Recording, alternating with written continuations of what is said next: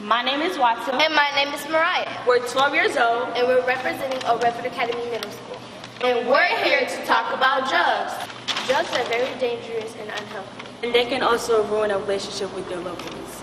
Go talk to a family member, a friend, even a teacher, or you can go to a therapist, or if you need any extra help, you can go online and find all of those. Hashtag not worth it.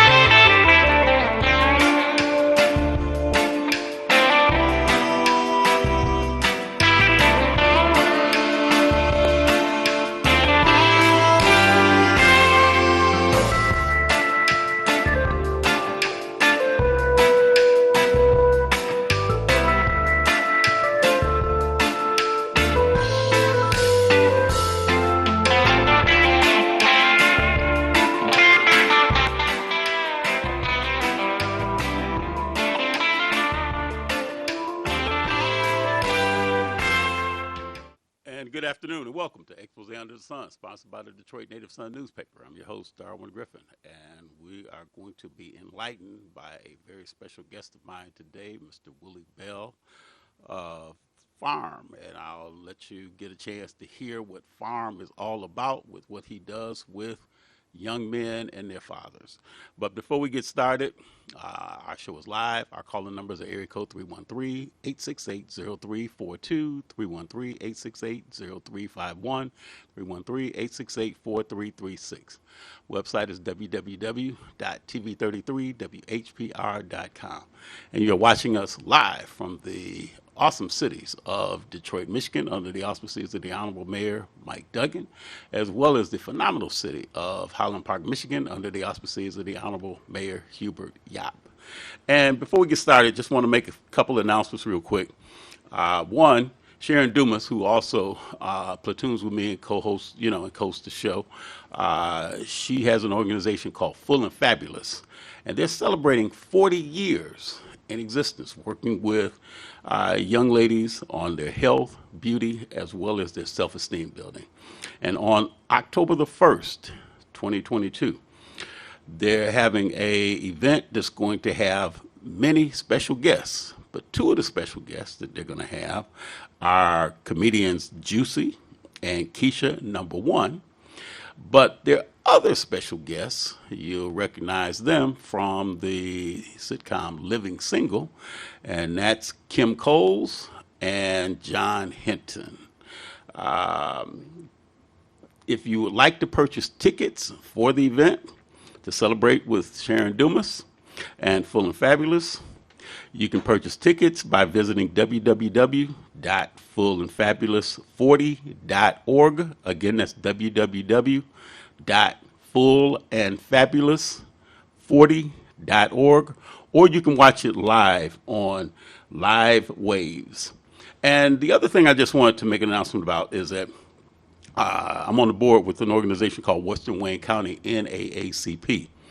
And they're having a candidate forum along with Just Transition. And it's going to be tomorrow, Wednesday, September 28th, at the River Rouge High School, and that's located on Coolidge Street. The address is 1460 West Coolidge, and it's right there almost on the corner of Coolidge and Jefferson. It's going to be from 6 o'clock in the evening until 8:30 in the evening, and they're going to have candidates that are running for and looking for your support for mayor, commissioners, treasurers, clerk, constables, and others, school board members as well. So again, you want to get more information about it. The doors will be open at 5:30 p.m. But more information, you can text 313-460-6700 and get an opportunity to go. And as we talk about, the main thing is to vote. We're trying to get as many people registered to vote as we possibly can. That's something we're doing through A. Philip Randolph Institute, the Detroit Downriver Chapter, and many other organizations throughout the state. So again, just a reminder, November the 8th is election day for the general election.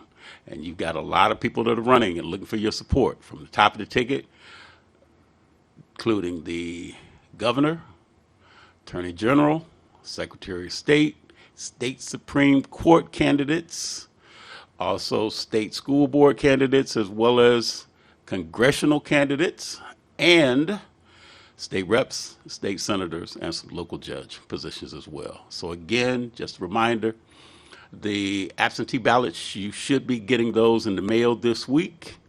And make certain that when you do get the ballot, read the ballot in its entirety and flip the ballot over. There are some important proposals on the reverse side of the ballot, as well as some additional candidates that are running. So make sure you flip your ballot over.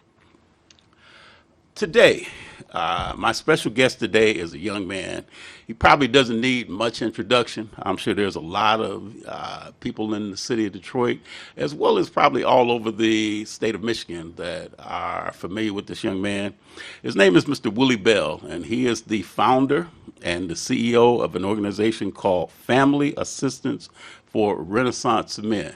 Mr. Bell, welcome to Expose Under the Sun. Hey, thanks for having me, brother. I appreciate it.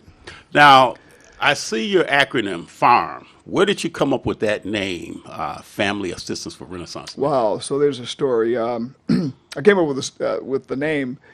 Initially, the name was going to be Family Assistance for Real Men. Okay. Right. And later on, it just didn't settle in my spirit that, a real man. What's a real man?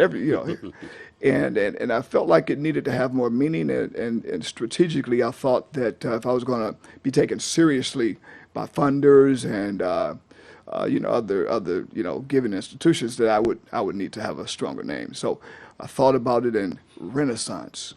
So as you know, the Renaissance Center was built back, and when it was built, the city of Detroit was desolate. Downtown Detroit, this ghost town, and so I think Coleman Young back then decided that we needed something to represent a comeback. We need a rebirth. We need a rebirth, and that's exactly what this represents. This program represents the rebirth of fathers, fathers' involvement in their children's lives, fathers having the tools they need to turn things around when they've gotten it wrong, and so therefore the name came about, and it stuck with me.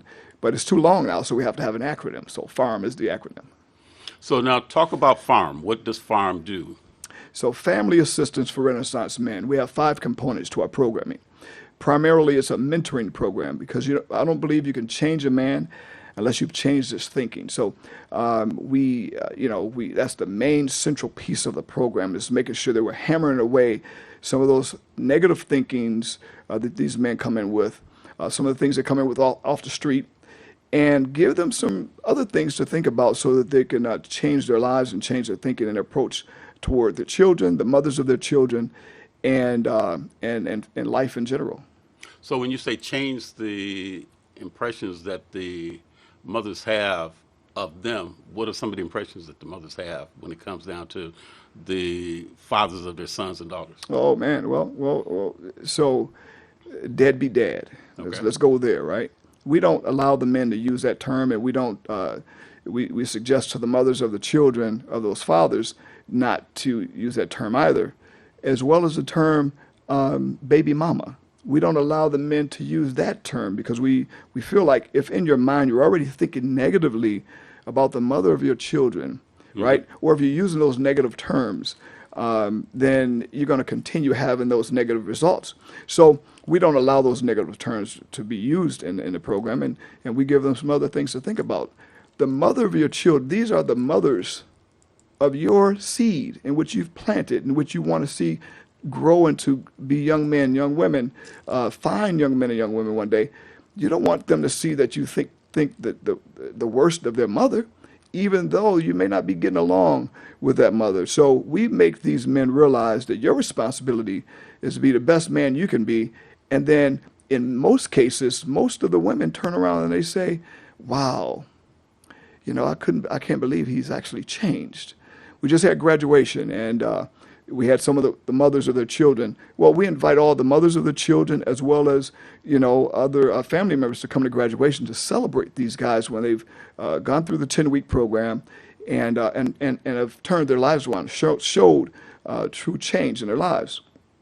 Well, in graduation here this past Saturday at Dave and Buster's. We hold our graduations at Dave and Buster's, where the men, the women, Dave and Buster's. at Dave and Buster's. That's where our graduations are held, because it gives them an opportunity in our program, which is another component of our program, father and child relationship building, I should say. In that particular component of the program, we invite the fathers to have an opportunity to spend some father-child time together, some quality time together. And of course, games is a good way to bring them together, as well as to feed them. They have a banquet room at Dave and Buster's, Right. and it makes for a great presentation when they get their certificates. At the end of it all, it culminates with the whole family getting together and enjoying themselves. So, yeah. So- but the comments I wanted to make the statement. Forgive me here, but the young ladies were able to step up and stand up and say how much of a difference they see in these men's lives. And that's the point, and that's what we want to hear at the end of every program. So now, kind of go into a little bit more detail about your program. What does it consist of? So mentoring is number one. Father and child relationship building is number two. We have social workers in that particular part of the program. The only way we're able to get these mothers to give these men a chance to even see their children, some of these women, you'd be surprised, hold their children hostage against their fathers because they're angry at the man.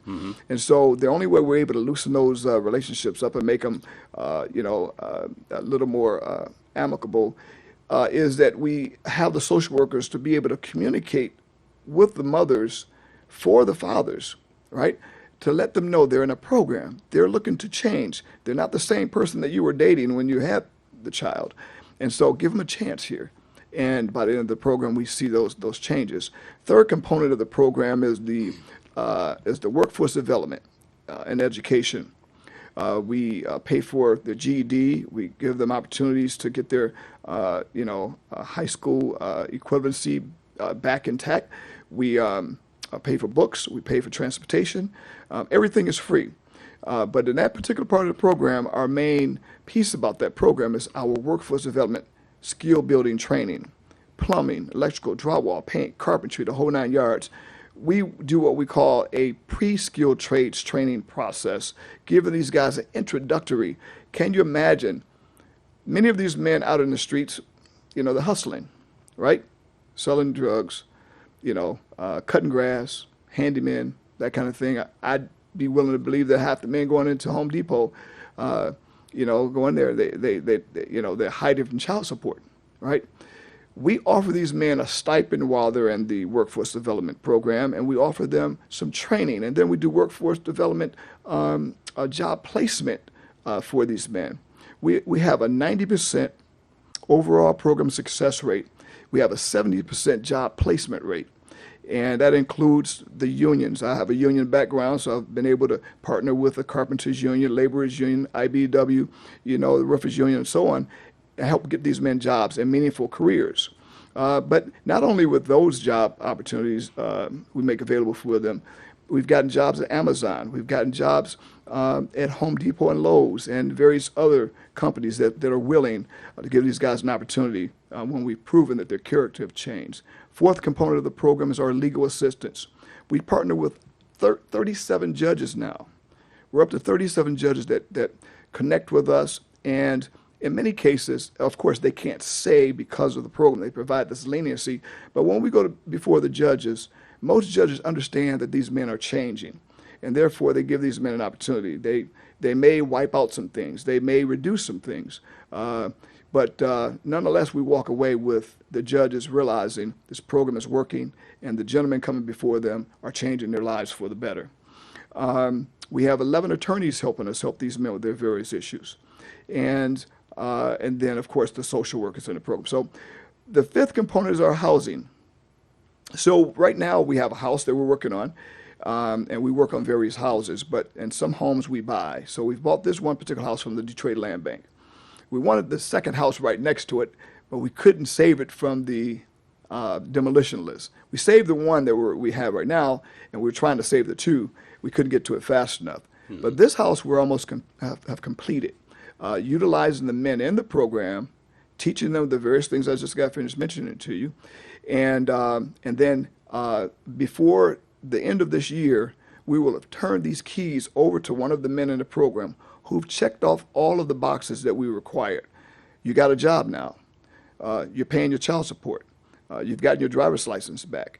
And you're a good man and you're a good citizen in society now. So we turn these keys over to that man. And the only reason we're in the housing business in the first place is because the state says that a man cannot have equal parenting time with his children unless he has stable housing, in most cases with at least 2 bedrooms. So, and if the man doesn't have stable housing then his child support payments go up. And if his child support payments go up, how will he ever be able to afford equal parenting time and stable housing for himself? Many cases with our evening program, we call these men, we call them they're unemployed. These men that are working. In the evening program, they're working. Mm-hmm. But these are men, some of them are homeless. We call them the working homeless, right? Because they're admirable with staying on their job, paying their child support, but all of their money is going toward their child support arrears and their current child support payments, and nothing's left for them to be able to afford stable housing for themselves.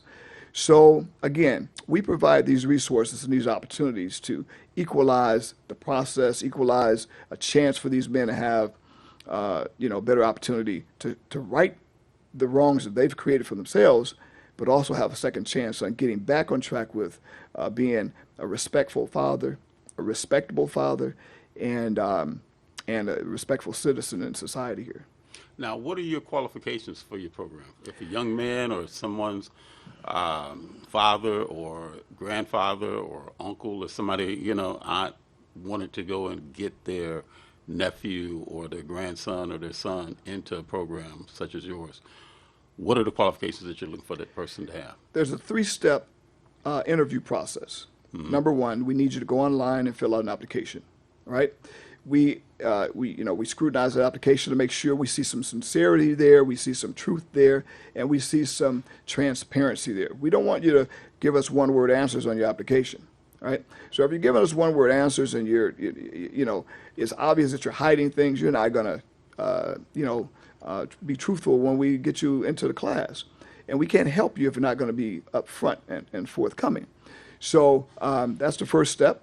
The second wave is that we actually bring you in to be interviewed face-to-face. And once we go through that interview with you, then we sit down, then we look at your interview papers and all the things that you filled out. And if you've passed all those things, then we invite you to come into the program. So now, what are the ages? 16 up. So it's 16.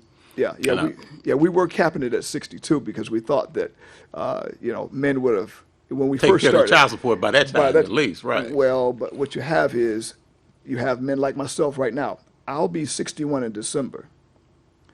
But I asked God for a second chance in turning things around.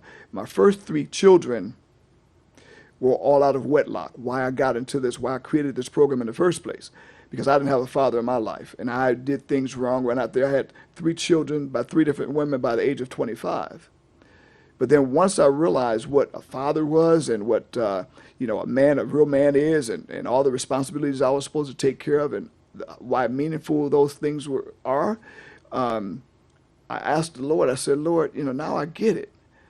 I want a chance to get it right at least once. I want to be married, and I want to have a child within my marriage.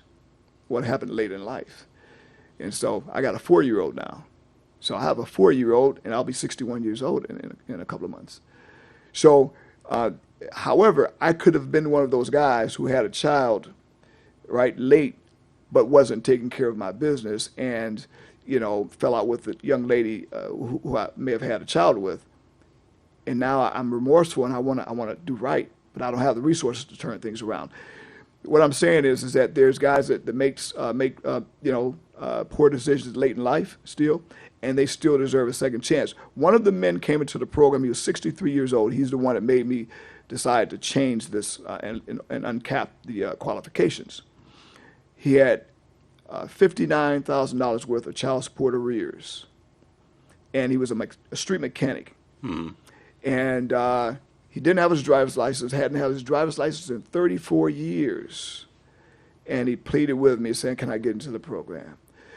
Bottom line is we got his driver's license back after not having it for 34 years, being in and out of jail because not paying child support. And finally, through our legal team, we were able to get that $59,000 of state arrears wiped out from the state arrears forgiveness application. So there's an application. For those that don't know, there's some opportunities that if you qualify where you can get your state arrears removed.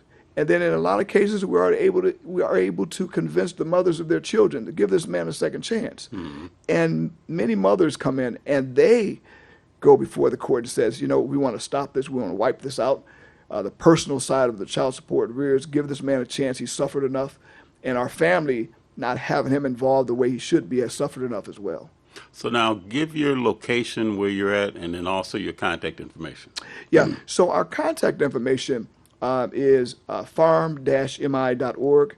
That's www.farm-mi.org. And the telephone number is 313-717-2882. Our physical location, we took over the old Black United Fund headquarters about 4 years ago. And we thank them so much because they gave us a leg up. Black United Fund, BUF, Ken Donaldson over there, CEO, they gave us an opportunity to take on this building, live in it without having to pay rent. Yes, to give us an opportunity to have our headquarters. That was about 5 years ago now. COVID has kind of made time go by fast. But they've given us that opportunity. And that's where we are right now on West Grand Boulevard, across the street from Northwestern High School. That's our physical location. And that's our headquarters. That's our administrative building now. Now we're operating out of 4 different locations. We're operating out of a place called Matrix Spaces on 6 Mile near Livernois. That's where we do our workforce development trainings. And then we're operating downtown Detroit at Fort Street Presbyterian Church for our evening classes. And then for our daytime classes, we're operating out of OCC, Oakland Community College, in Southfield, right there at Rutland Drive, right at 9 Mile. However, coming into 2023, I just had a meeting with Dr. Ivory at Wayne County Community College, and he and I are going to be sitting down talking about how we can now bring our programs into Wayne County Community College to make ourselves available to more Detroiters going forward. So now, in the few minutes we have left, what is it that you would like to see in terms of, say, the growth for your organization? I mean, I know you have it in all these different locations around the Detroit area, but is that something that you want to take your what you do in terms of, say, in Detroit and do it in other communities? Because I'm sure there's other communities throughout the state as well as the nation that probably could utilize the type of format that you use with getting young men into gainful employment like that. So I'd like to say, first of all, we get calls every month, it seems, at least quarterly. We're getting calls from different counties, Washtenaw, Inkster, Ecorse, Flint, Saginaw, Pontiac. They're all calling and saying, how can we get your program to come here? And my only answer is, well, it takes funding. So it costs us roughly $40,000 per cohort.